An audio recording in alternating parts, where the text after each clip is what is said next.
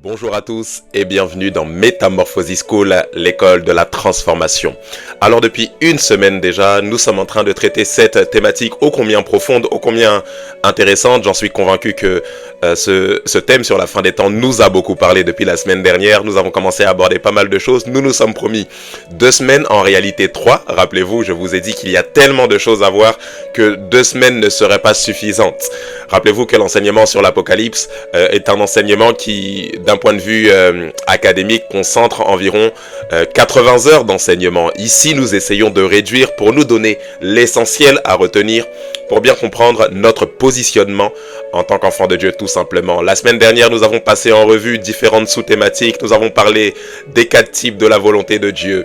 Des 4 aspects, des 4 perspectives de la volonté de Dieu. Nous avons parlé des 7 dispensations. Nous nous sommes appesantis, bien évidemment, sur la dispensation de la grâce. Nous avons parlé des signes des temps de la fin. Nous avons parlé des 4 cavaliers. Nous avons parlé des généralités pour bien comprendre l'Apocalypse, des vérités qui nous aident à bien comprendre, partir sur de bons fondements en ce qui concerne la compréhension des enseignements sur la fin des temps. Et en ce nouveau début de semaine, alors que nous sommes toujours dans cette grande thématique, comprendre l'Apocalypse, ce soir, toujours dans cette même dynamique, nous abordons une nouvelle sous-thématique, à savoir le rôle de l'Église, grand E bien évidemment, le rôle de l'Église dans les temps de la fin. Le Seigneur va nous faire du bien encore tout au long de cette semaine. Rappelez-vous qu'on est enseigné pour mieux nous positionner en tant qu'épouse, que ce soit en ce qui concerne notre rôle sur la terre, mais en ce qui concerne également le retour ou l'attente de notre époux qui va venir chercher, bien évidemment, son église. Bien évidemment, avant de commencer, tu vas incliner la tête avec moi de là où tu es et simplement rendre grâce à Dieu. Excellent Père de grâce et d'amour, nous te disons merci pour cette nouvelle semaine, placée sous le signe, encore une fois, de la compréhension des événements des temps de la fin, de la compréhension de l'Apocalypse. Selon que ce livre signifie révélation, en cette semaine, révèle-nous ce que tu attends de nous. Nous sommes à l'écoute, prêts à nous laisser leader par ton esprit. Saint-Esprit, prends le leadership, prends le contrôle. Inspire nos paroles et nos pensées et dirige-nous conformément à ta volonté. Pour cette semaine, encore une fois, nous promettons de te rendre toute la gloire. Sois élevé, sois glorifié. Père de grâce, merci d'avance pour ce que tu vas faire. Nous te rendons toute la gloire et l'honneur, toi le Dieu de notre salut. Dans le nom de Jésus, nous t'avons prié. Que quelqu'un dise Amen, Amen, Amen.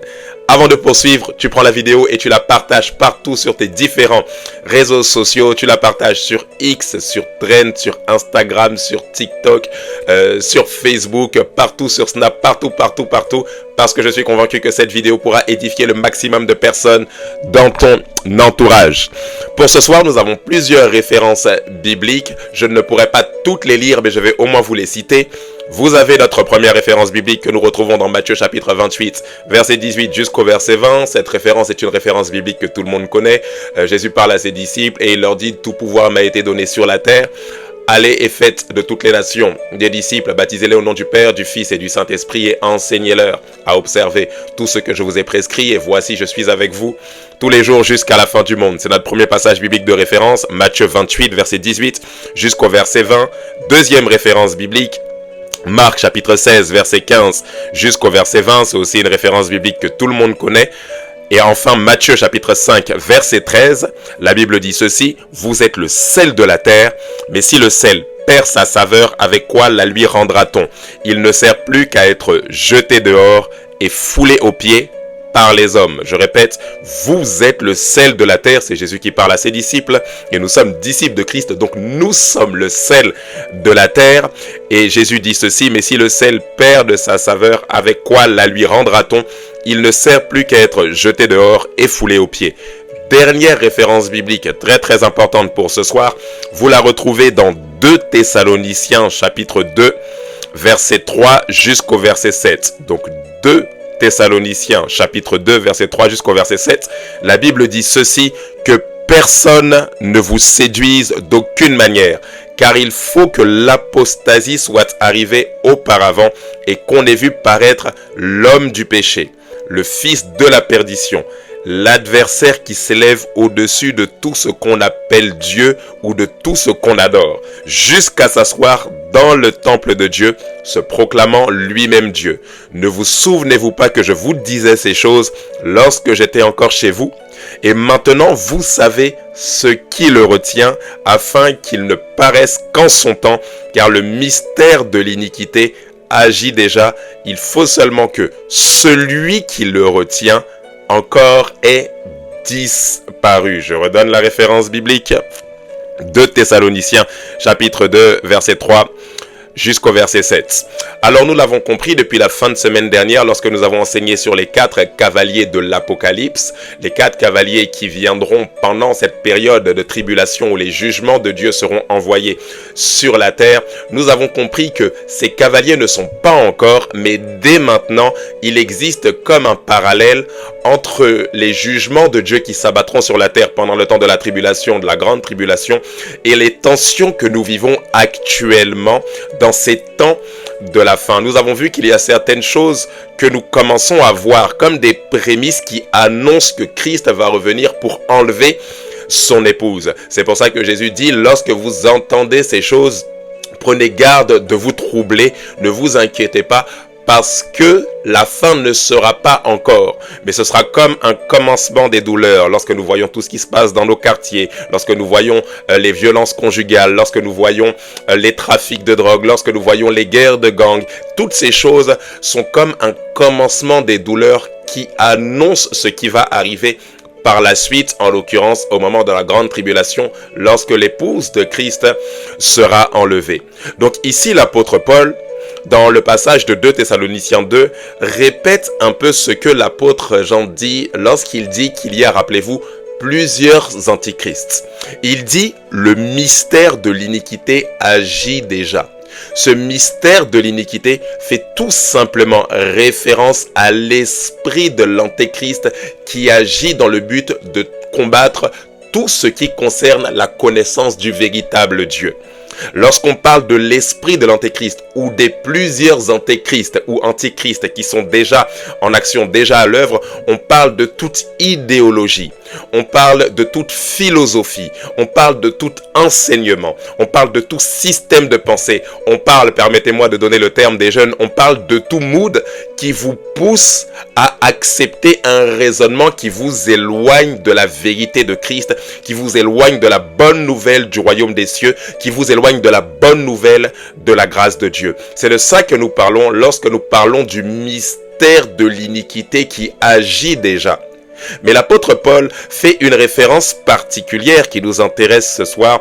Il dit « Il faut seulement que celui qui le retient encore ait disparu. » Alors, qui retient cet antichrist pour qu'il puisse agir pleinement et que les jugements commencent à s'abattre sur la terre?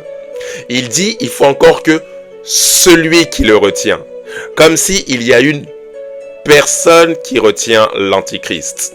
Et la chose que vous devez comprendre et que vous avez compris depuis plusieurs jours maintenant que nous sommes en train d'aborder et que je ne cesse de répéter ça, celui qui retient l'antichrist actuellement, qui fait que le mystère de l'iniquité, qui fait que le mal n'est pas encore déployé, que le mal n'a pas encore atteint son zénith sur la terre, celui qui retient l'homme du péché qui doit paraître pour que survienne ensuite la fin, celui qui le retient, c'est le Saint-Esprit en action à travers l'Église. Cette dispensation de la grâce, dispensation du mystère dans laquelle nous sommes, comprenez-moi bien, est une dispensation à travers laquelle le Messie passe par la personne du Saint-Esprit pour convaincre les cœurs de son amour en ce qui concerne le péché, la justice, et le jugement, mais également il agit à travers l'Église dans le seul but de freiner l'action du mal. C'est la raison pour laquelle la Bible dit ceci, qu'au moment justement où il y aura cette tribulation, cette grande tribulation, la Bible dit ceci, il y aura, vous le retrouvez dans Matthieu 24, verset 21, car alors il y aura une grande tribulation telle qu'il n'y en a point eu depuis le commencement du monde jusqu'à maintenant et qu'il n'y en aura jamais. Ici, on parle exactement des temps, pas des temps dans lesquels nous sommes, mais des temps qui s'abattront sur la terre au moment où le Saint-Esprit cessera d'agir à travers l'Église comme un frein du mal pour que le mal ne puisse pas se déployer totalement. Qu'est-ce que vous devez comprendre ici? Deux vérités. Tant que l'Église est là, le mal ne peut pas atteindre son apogée sur la terre. Parce que l'Église agit comme un frein, de par la personne du Saint-Esprit.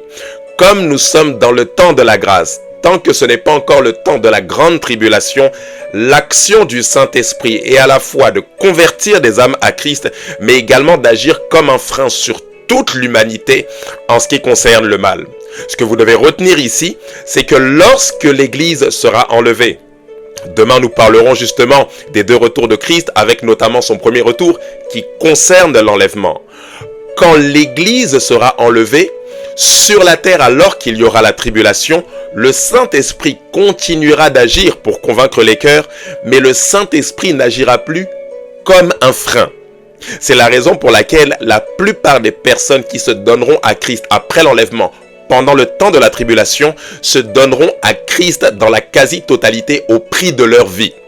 Aujourd'hui, des hommes, des femmes, des familles sont persécutés à cause de leur foi. Dans certains pays du monde où il y a une grande persécution en ce qui concerne les chrétiens, mais ce n'est pas généralisé sur toute la terre. Lorsqu'on parle de cette tribulation, qu'on verra plus tard, cette grande tribulation, on parle d'un mal généralisé qui se concentre sur l'idée de persécuter à outrance tout ce qui s'élève comme étant, tout ce qui se reconnaît comme étant de Christ. Alors ici, toute personne qui revendiquera que Jésus est le Sauveur, Jésus est Seigneur, gagnera son salut, mais au prix de sa vie.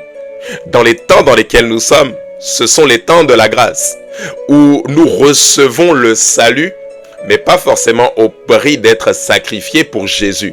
Nous recevons le salut parce que nous avons cru. Et aujourd'hui, avec tous les systèmes qui sont mis en place, il y a la liberté de culte, toutes ces choses, mais viendra des temps.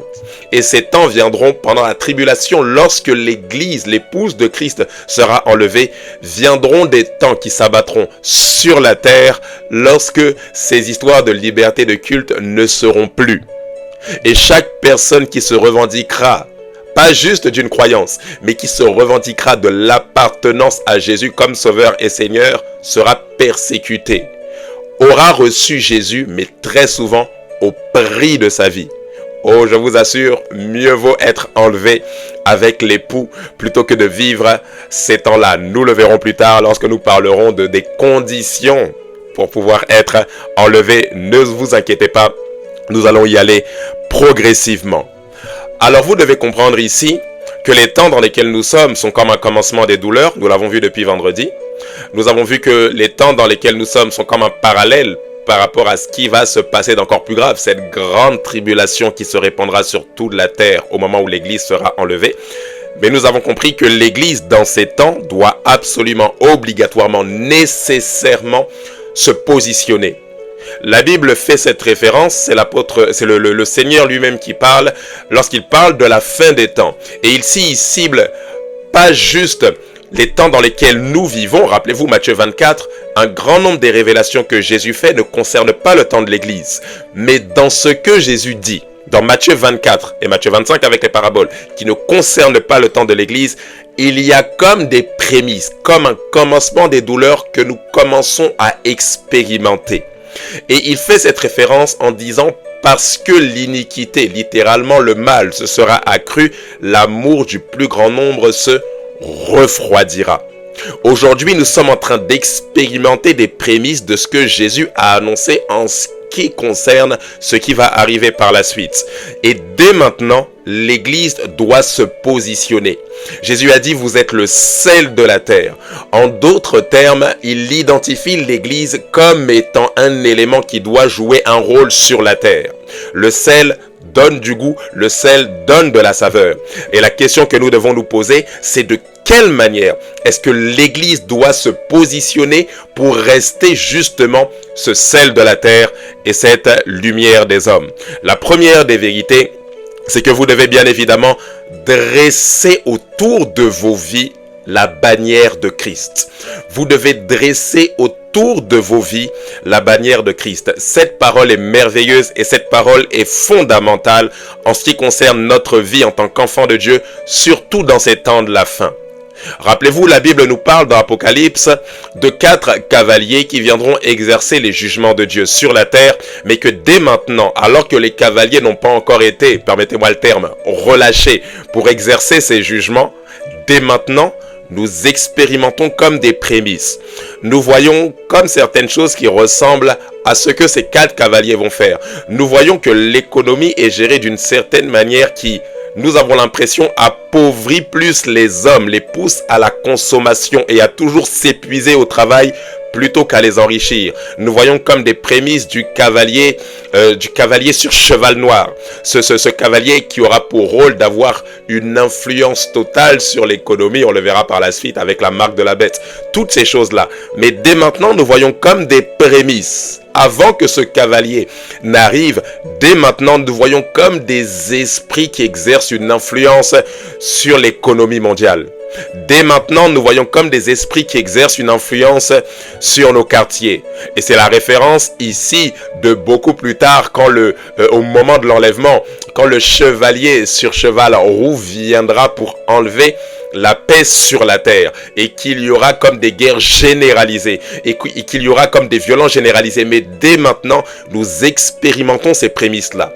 Mais la bonne nouvelle que nous aimerions comprendre ce soir, c'est que de la même manière qu'il existe 4 cavaliers qui viendront, 4 esprits ou 4 entités démoniaques, si on peut le dire de cette manière-là, qui viendront comme pour exercer ou manifester comme les jugements de Dieu sur la terre, le Seigneur lui-même a aussi 4 facettes qui nous permettent dès maintenant en tant qu'Église de faire face à tous ces esprits séducteurs qui sont là pour préparer les cœurs à la venue de l'Antéchrist.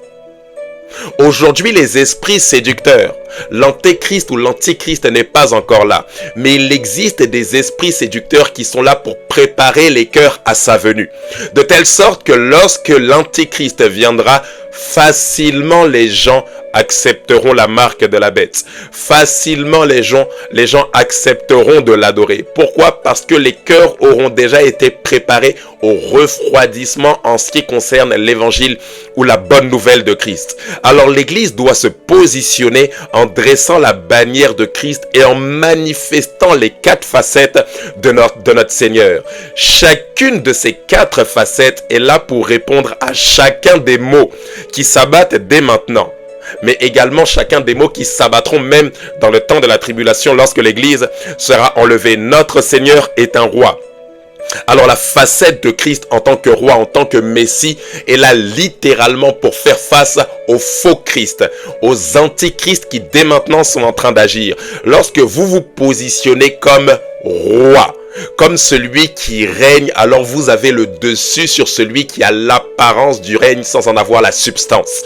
Vous avez le dessus sur ces faux enseignements. Lorsque vous êtes enraciné sur le vrai, le faux ne peut pas vous compromettre.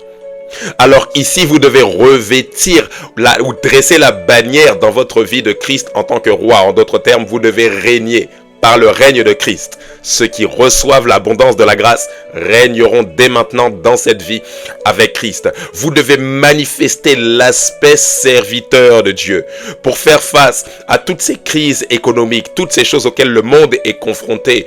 Oh, le surnaturel de Dieu doit parler dans le seul but que vous soyez au service des hommes pour leur montrer que vous avez une provision surnaturelle. C'est l'aspect serviteur de Dieu. Serviteur qui est venu, Christ qui est venu en tant que serviteur pour servir Dieu, mais servir Dieu en servant les hommes. Rappelez-vous, vous êtes des rois, mais également vous êtes des sacrificateurs enrôlés par Dieu. Dresser la bannière de Christ, c'est rentrer en action pour Christ, tout simplement. Vous devez également avoir cette facette de compassion. Et ici, c'est la figure de Christ en tant qu'homme. Et cette facette de compassion, d'amour de Dieu, est là pour faire face à ce manque de paix qui se généralise de plus en plus sur la terre. Progressivement, alors que nous tendons vers la fin et que le Seigneur est en train tout doucement de revenir, l'Église doit manifester cette compassion. Vous comprenez que l'amour se refroidit lorsque l'Église ne joue pas son rôle de manifester justement un amour inconditionnel. C'est la raison pour laquelle vous pouvez voir des hommes qui battent leurs femmes à outrance sans exprimer aucun repentir, qu'ils le font limite avec aucun soupçon de regret. C'est la raison pour laquelle vous pouvez voir des personnes qui se plantent dans les rues sans même avoir un soupçon de tristesse après avoir fait ça. L'amour est en train de se refroidir. Alors l'Église doit se positionner en manifestant l'amour de Dieu. Rappelez-vous toujours que la chose la plus puissante est celle qui demeure. L'apôtre Paul le dit dans 1 Corinthiens chapitre 13. Celle qui demeure, ça sera toujours l'amour. Lorsque l'amour est manifesté, il y a comme une barrière impénétrable qui empêche le mal de rentrer. Moins l'Église joue son rôle en manifestant cet amour sans condition, et plus le mal se généralise. Dans les foyers, dans les couples, dans les quartiers, dans les pays, l'Église a un rôle. L'Esprit de Dieu agit, mais à travers l'Église, pour freiner comme ce mal qui tente de se généraliser pour préparer les cœurs à la venue de l'Antéchrist. Et enfin, vous devez manifester le divin. Manifestez le divin. Vous êtes de nature divine, une même plante avec Christ. Rappelez-vous, ici vous faites face à l'esprit de mort qui dès maintenant, nous voyons les prémices avec toutes sortes de maladies, de cancers, toutes sortes de choses qui rongent les êtres humains. Et il y a comme des maux qui s'abattent sur la terre comme jamais auparavant. L'Église a un antidote contre ça. Et cet antidote, c'est le Zoé de Dieu. Oh, en tant qu'enfant de Dieu, vous devez croire à cette dimension surnaturelle que vous transportez. Cette dimension surnaturelle qui guérit les malades. Cette dimension surnaturelle qui peut même ressusciter des morts. Oh, je ne le vous dis pas en tant que fanatique ou pour que ça fasse joli dans l'enseignement que je vous donne ce soir. La guérison est possible pour tous ceux qui ont reçu l'esprit de résurrection. Tous ceux qui reçoivent l'esprit de résurrection peuvent manifester la guérison et dans leur propre corps. Parce que celui qui a ressuscité Christ d'entre les morts habite en vous et ce même esprit peut redonner vie à toute cellule endommagée dans votre corps. Et ce même esprit peut vous donner un don des guérisons pour aller poser les mains et manifester le Zoé de Dieu. Vous devez croire au surnaturel de Dieu. En cette fin des temps, vous devez être revêtu de ce surnaturel afin d'aller dire aux hommes, la mort est en train de s'abattre, mais il y a une autre vie en moi. Et cette vie qui s'anime en moi est communicative. Je veux, je peux, je dois vous la communiquer. C'est le Zoé de Dieu. Dresser la bannière de Christ empêche le mal à la fois de pénétrer dans votre vie, mais vous permet de jouer un rôle de frein également dans votre environnement. La deuxième des vérités, c'est bien évidemment l'Église se positionne lorsqu'elle conserve sa saveur. Rappelez-vous que le sel a deux vertus, à la fois préserver de la pourriture, c'est ce que nous expliquons depuis tout à l'heure, lorsque l'Église joue comme un rôle de frein en ce qui concerne le mal, mais également de donner du goût. En cette fin des temps, votre vie doit avoir du goût. Alors l'Église conserve sa saveur lorsqu'elle joue son rôle. L'Église conserve sa saveur lorsqu'elle joue le rôle pour lequel le Seigneur l'a laissé en tant qu'ambassade sur la terre. L'Église conserve sa saveur lorsqu'elle manifeste l'amour. L'Église conserve sa saveur lorsqu'elle manifeste la grâce de Dieu. L'Église conserve sa saveur lorsqu'elle manifeste la foi, cette confiance dans l'invisible qui donne de l'espoir aux hommes dans cette vie, mais également une espérance éternelle. L'Église conserve sa saveur avec la sanctification, parce que rappelez-vous, le péché détruit. Plus l'Église tolère le péché, tolère les choses du monde à l'intérieur des églises locales, et plus l'église perd son goût. Ce qui fait la différence, c'est le fait que l'église marche dans la sanctification. Parce que rappelez-vous, cette histoire de sanctification signifie être littéralement mis à part. Nous sommes différents du monde et le monde doit voir la différence, pas pour se sentir rejeté. Le monde doit voir la différence dans le seul but que nous soyons identifiables, qu'ils puissent reconnaître que eux ils sont de Christ et nous devons imiter imiter exactement le même type de foi que eux manifestent. L'Église conserve sa saveur lorsqu'elle focalise les regards des hommes, pas uniquement sur les choses de la terre, mais sur l'espérance de la vie éternelle. Lorsque vous êtes en mesure de dire aux hommes, c'est une bonne chose d'emmagasiner des biens, ce n'est pas mauvais, mais rappelez-vous que même si vous n'avez pas tout ce que vous aimeriez avoir sur la terre, vous avez une espérance éternelle. Il y a une vie après la mort. L'Église conserve sa saveur lorsqu'elle est désintéressée de toute chose matérielle, lorsqu'elle est désintéressée des grosses voitures, des grosses maisons, de bâtir uniquement sur la terre. L'Église conserve sa saveur lorsqu'elle a conscience que quel que soit ce que nous manifestons ici,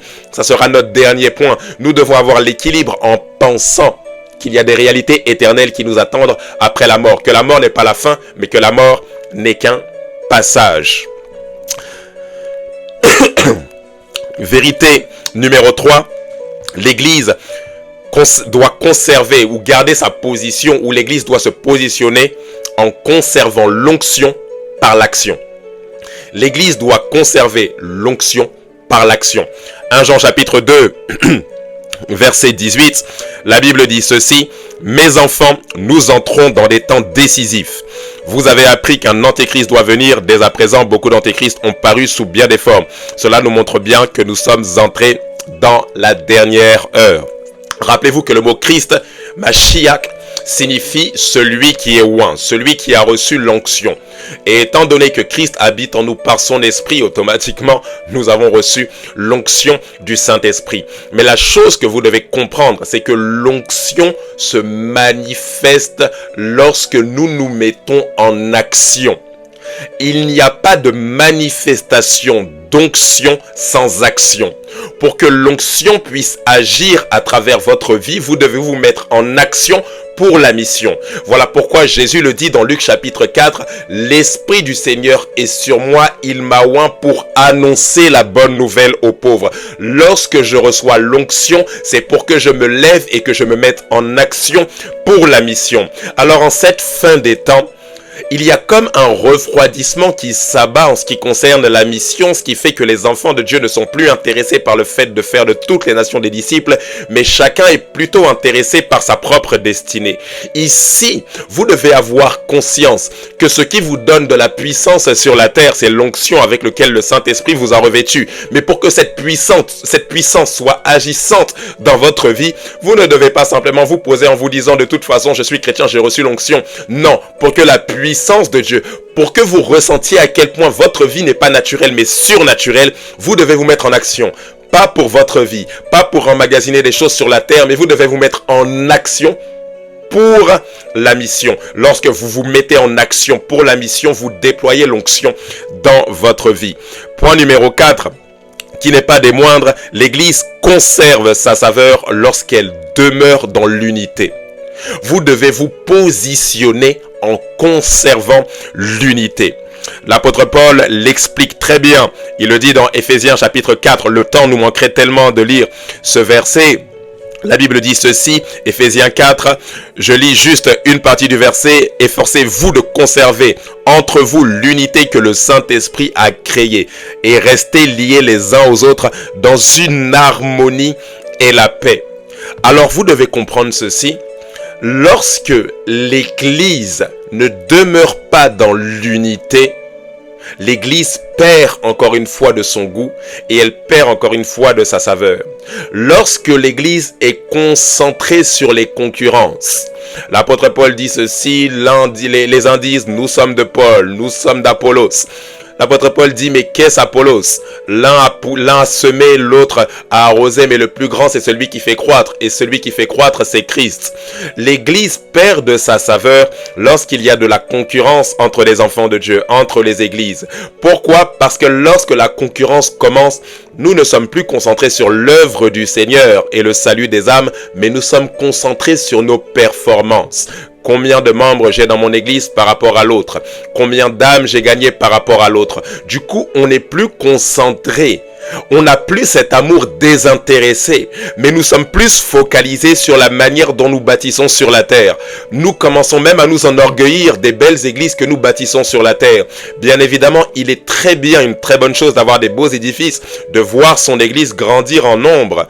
Rappelez-vous, lorsque le Saint-Esprit vient pour convaincre les cœurs, il veut les gagner en grand nombre. Il ne veut pas gagner juste une ou deux personnes. Alors nous ne devons jamais nous contenter du fait que dans mon église, j'ai 5, j'ai 10 personnes, c'est pas grave. Non. Le Seigneur veut gagner une multitude. Mais lorsque ce qui est notre focus ou ce qui devient notre focus, ce n'est plus le salut des âmes ou l'amour inconditionnel de Dieu, mais c'est le chiffre, alors nous perdons en tant qu'Église notre saveur. Alors l'Église conserve cette saveur-là lorsqu'elle se positionne dans l'unité. Lorsque, quelles que soient nos aspirations, quelle que soit notre sensibilité par rapport au ministère, quelles que soient les visions respectives que Dieu nous donne, nous comprenons que nous faisons tous partie d'un même corps. Quel que soit notre mode opératoire, l'un opère avec une dimension prophétique, l'autre opère avec une dimension d'enseignant, l'autre opère avec une dimension apostolique, l'autre opère avec une dimension d'évangéliste, l'autre opère avec une dimension de berger, mais quelles que soient les dimensions ou les visions avec lesquelles nous opérons en fonction de ce que Dieu nous a donné ou a déposé dans notre cœur ou en fonction du système de pensée que nous développons, si au final nous avons compris que nous faisons tous partie d'un même corps, alors l'Église conserve cette saveur-là. Pourquoi? Parce qu'elle est différente du monde. Ce n'est pas je suis le meilleur, l'autre n'est pas et mon but c'est d'écraser l'autre. Mais c'est nous faisons tous partie d'un même corps et chacun pour sa part nous accomplissons la mission que le Seigneur nous a confiée. Avant-dernier point, l'Église doit se positionner en restant connectée à l'Esprit. Vous devez comprendre qu'à 7 reprises, entre Apocalypse chapitre 2 verset 7 et Apocalypse chapitre 3 verset 22, à 7 reprises, nous voyons la mention ce que l'Esprit dit aux églises. Vous le voyez dans Apocalypse chapitre 2 verset 7, que celui qui a des oreilles pour entendre, qu'il entende ce que l'Esprit dit aux églises. Apocalypse chapitre 2 verset 11, que celui qui a des oreilles entende ce que l'Esprit dit aux églises. Apocalypse chapitre 2 verset 17, que celui qui a des oreilles entende ce que l'Esprit dit aux églises. Apocalypse chapitre 2 verset 29, que celui qui a des oreilles entende ce que l'Esprit dit aux églises. Apocalypse chapitre 3 verset 6, que celui qui a des oreilles entende ce que l'Esprit dit aux églises. Apocalypse chapitre 3 verset 13, que celui qui a des oreilles entende ce que l'Esprit dit aux églises. Apocalypse chapitre 3 verset 22, que celui qui a des oreilles entende ce que l'Esprit dit aux églises. À 7 reprises, il est fait référence de cette mention pour nous faire comprendre qu'en cette fin des temps, l'acteur majeur au sein de l'église, c'est la personne du Saint-Esprit. C'est l'Esprit qui s'adresse à l'église. Il est triste de constater que en tant qu'église locale répartie sur toute la terre, nous avons plus tendance à travailler au fait de fidéliser les chrétiens à notre bâtiment plutôt que de les emmener à avoir une autonomie avec la personne du Saint-Esprit dans leur vie. Vous devez comprendre que les 5 dons du ministère que nous prendrons le temps d'étudier dans une autre école ont été donnés pour rendre les chrétiens autonomes dans leur relation avec Dieu. Le but de l'église locale n'est pas d'attacher les gens à l'église locale, mais le but de l'église locale est de rendre les gens autonomes dans leur relation avec Dieu.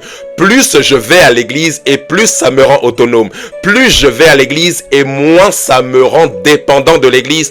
Quand bien même l'église a toute son utilité, quand bien même je vais à l'église chaque dimanche, ou même dans la semaine s'il y a des programmes dans la semaine, mais le but de l'église est de me rendre indépendant. Lorsque j'écoute des enseignements, ça m'apprend à écouter Dieu, à écouter l'Esprit par moi-même. Les enseignements sont là pour débroussailler, enlever tout ce qui n'est pas de Dieu. Mais lorsque aller à l'église me rend davantage dépendant de l'église ou des hommes de Dieu, l'église passe à côté de sa mission.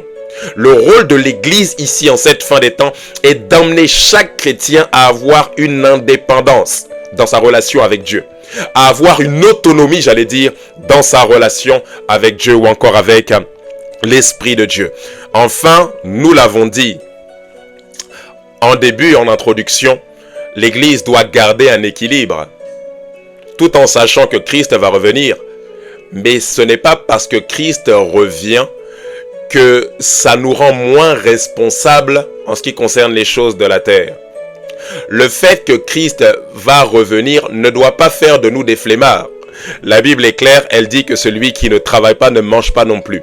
Alors vous devez exclure de votre pensée cette idée de oui, bon, comme Christ va revenir, ça sert à rien que je cherche à travailler, je dois attendre le retour de Christ et puis je vis au crochet de personnes qui travaillent. Non, non, non, non, non. Vous devez avoir un équilibre, la tête dans le ciel, mais garder les pieds sur terre. Le Seigneur vous laisse sur la terre et sur la terre, vous devez construire votre vie en étant désintéressé et en conscience qu'il y a une perspective éternelle à toutes ces choses que vous faites sur la terre, mais vous ne devez pas oublier que sur la terre, vous devez continuer à travailler, que vous devez continuer à vivre tout simplement. Alors il faut sortir de cet aspect un peu fanatique qui nous fait croire que voilà, comme Christ revient, donc nous pouvons voilà, nous prélasser et attendre simplement que Christ revienne. On travaille plus, on prend pas soin de nos épouses, on prend pas soin de nos époux, on fait que prier, on fait que dormir, on fait que lire la Bible. Non, il y a un équilibre à avoir. Cet équilibre vous empêche d'avoir un peu une mentalité fanatique qui vous pousse à faire un peu n'importe quoi, qui vous pousse un peu à vous déresponsabiliser. Même si Christ revient, tant que vous êtes dans ce corps, vous êtes en relation avec les hommes. Il est possible que vous ayez des enfants, une femme, un mari, et vous devez en prendre soin. C'est l'équilibre de la fin des temps. J'ai la perspective éternelle, mais dès maintenant sur la terre, je planifie ma vie. Comme si Jésus allait revenir dans 100 ans, mais je me prépare, je me consacre comme s'il allait revenir demain. J'espère que vous avez compris notre enseignement de ce soir. J'ai une question pour vous, alors que nous sommes en train de chuter, de terminer. C'est est-ce que vous avez conservé votre saveur?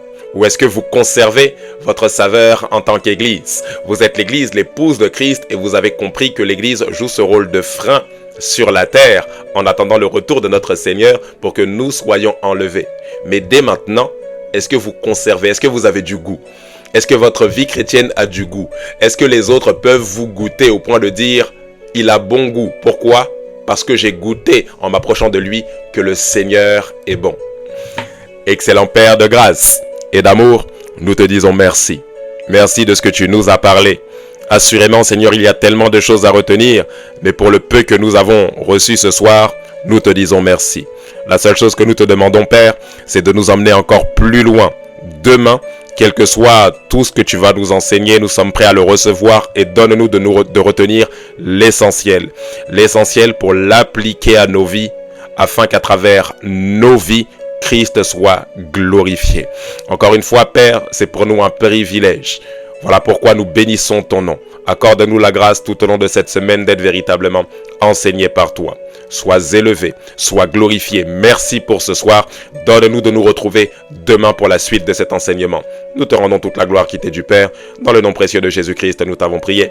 Que quelqu'un dise Amen, Amen, Amen. Très bonne soirée à vous. Je vous donne rendez-vous demain pour la suite de cette série sur l'Apocalypse. À très bientôt avec Métamorphosis School, l'école de la transformation. Que Dieu vous bénisse. Bye bye.